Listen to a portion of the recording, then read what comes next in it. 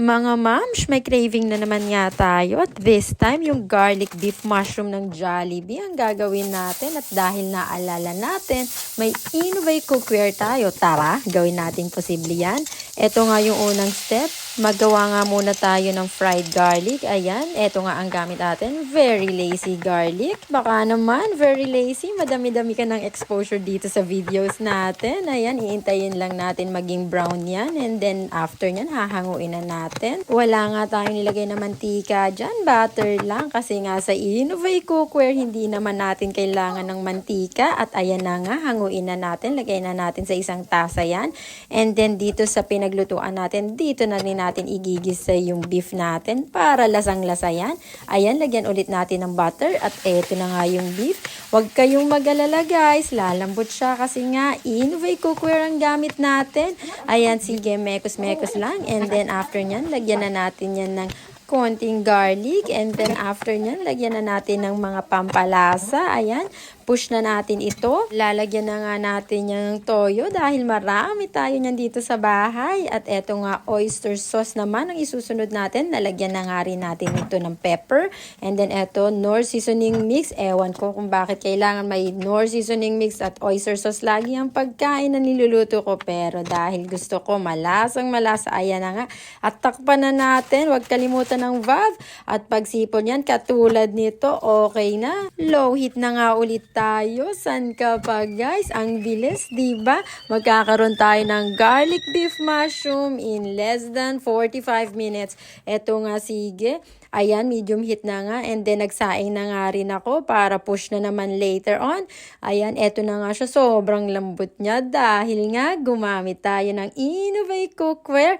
Ayan, lagyan pa natin ng konting garlic kasi nga garlic beef mushroom ito. Kung walang garlic, hindi siya magiging garlic beef mushroom. At after nito, hahanguin na natin siya. And then, dito na rin natin lulutuin yung gravy niya. Ayan, butter ulit. And then, after nito, lalagyan natin ito ng all-purpose flour. Pero plain flour lang ang ginamit ko. At medyo marami-rami nga siya. Mukhang madami-daming gravy ang magagawa natin. Ayan, konti-konti ng tubig ang gagamitin natin. Pero talagang ang dami niya. Mukhang sinigang na garlic beef mushroom ang magagawa natin.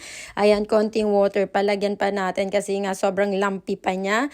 Lumpy talaga nga naman, gumaganon ka pa. Ayan, sige push, dagdagan pa natin. Haluin lang ng haluin. Mas nagtagal pa tayo dito kaysa sa pagpapalambot ng baka. Ayan, sige, mukhang naging mashed potato na to pero gagawa natin yan ng paraan. Damihan pa natin ng tubig. Tubig lang, solve na to.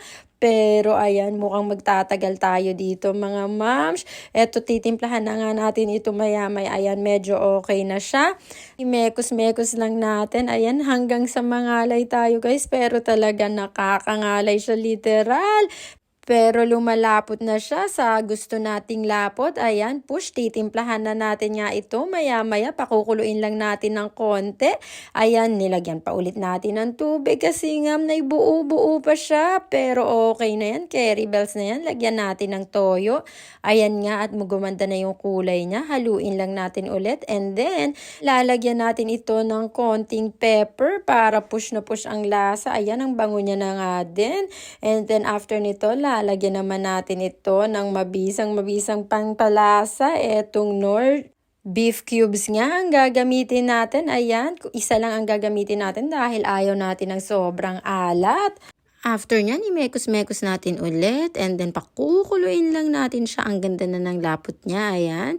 At medyo marami-rami nga talaga. And then lalagyan natin ngayon netong double cream and then mekos-mekos lang. Ang ganda na ng kulay niya at okay na nga talaga yung lapot niya. Pero sobrang dami niya talaga guys. Babawasan natin to later. At eto na nga, pakukuluin lang natin ng bahagya and then after nyan, saktong-sakto na ito. Ilalagay na nga natin itong mushrooms. Ayan, pakukuluin natin para maluto siya talaga.